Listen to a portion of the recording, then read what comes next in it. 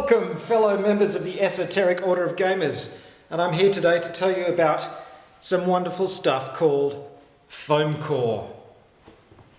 Yes, Foamcore is a fantastic material, and I'm proud to say that I've built a box insert out of Foamcore for almost every one of my, I don't know how many games. But this wonderful stuff, which is just cardboard with a layer of foam in between it, can be used to build incredible inserts that will keep your games in great condition, organise your pieces.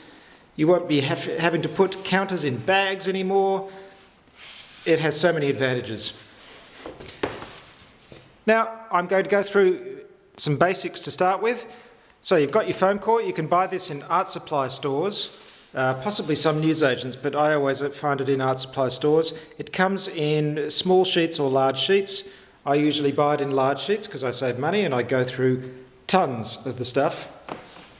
You'll also need some white glue, basic PVA white glue. It dries clear, easy to use. It's wonderful all-round glue.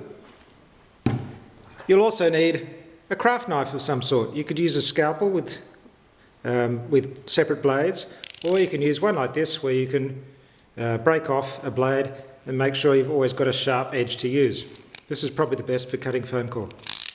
Another thing you'll need is a metal ruler. Now, don't use a normal ruler like this one, because the blade will just shave off bits of plastic on the edge, and you'll not only get an inaccurate edge, but you'll probably hurt yourself. So get a metal ruler, get a nice long one. This one is 60 centimetres long. Another thing you'll need is one of these. It's a self-healing cutting mat. Again, you can get these from art supply stores, and this one is particularly handy because it has this grid on it which makes cutting angles nice and easy. I think most of them come with grids on them, but have a look around. So, let's get started.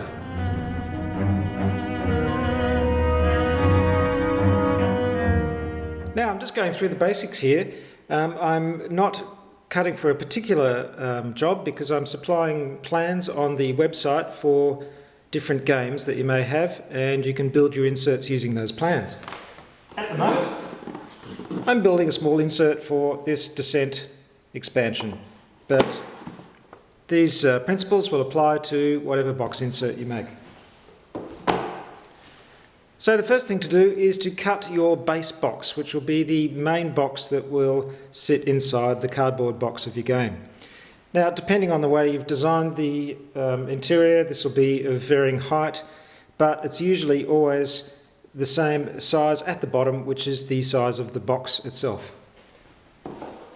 So, in this case, I can use just a normal ruler or my metal ruler just to measure. And I measure this box, and I can see it's roughly 245 millimetres square. So I'm going to cut a piece that square, and then I'm going to shave bits off it so I know it fits nice and snugly. I can muck around trying to get the exact measurements, but this is the way I do it. So measure 245 millimetres from the edge of your foam core, and then using your blade, just make a little notch at that point. So 245 is there, and then I'll go down here roughly, measure 245, which is there. Now I've got two notches that I can draw between when I make my cut. So I've got my box bottom here, box bottom. You can see it's going to be roughly like this. So I'm going to cut down to about here. So I measure my straight edge against those notches and I make my cut. Now, a few things to remember when cutting with a knife and a metal ruler. Don't cut your fingers off, whatever you do. I won't be held responsible for people losing pieces of their hands and splattering blood all over their lovely expensive games. Be careful.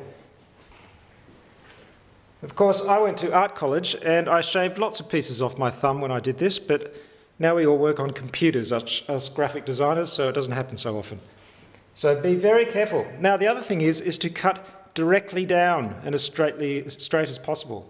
Now the reason you do this is because when you cut the piece, if you cut in an angle, you won't get a perpendicular edge. You'll get an angled edge. For example, if this was the edge of the foam core, you'll get an acute angle. And this will make it very difficult to line up your pieces of foam core and get nice 90-degree angles everywhere, which is crucial if you want relatively accurate measurements. So, line up your ruler, cutting directly down as straight as possible. Carefully. You don't have to do it in one cut, you can do a couple of neat cuts. I made sure my fingers are out of the way of the blade, and there we go. Now, I'm making this a square, so I'm measuring down 240, what was it? It was 245, wasn't it? Yes, 245.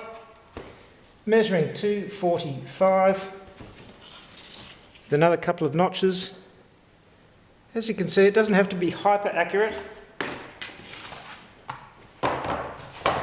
Moving my foam core around to a better angle and cutting out my square. Again, making sure my fingers are out of the way, going straight down so I've got a clean 90-degree angle cut, and with a couple of cuts, ta-da, there's my piece. So, this is how we'll be cutting out all the pieces for all the big box inserts we make. As you can see, it's very easy. Again, be careful, don't cut your fingers, and make sure you get those nice 90-degree angles. You can see there we've got a sharp 90-degree angle. If this was at this kind of angle, it would be very difficult to make nice square boxes. Right, in the next video we'll be going on to gluing these pieces together after we've cut out a few more. And before you know it, you'll be making box inserts for all your games in just the same obsessive fashion that we at the Esoteric Order of Gamers do. Enjoy!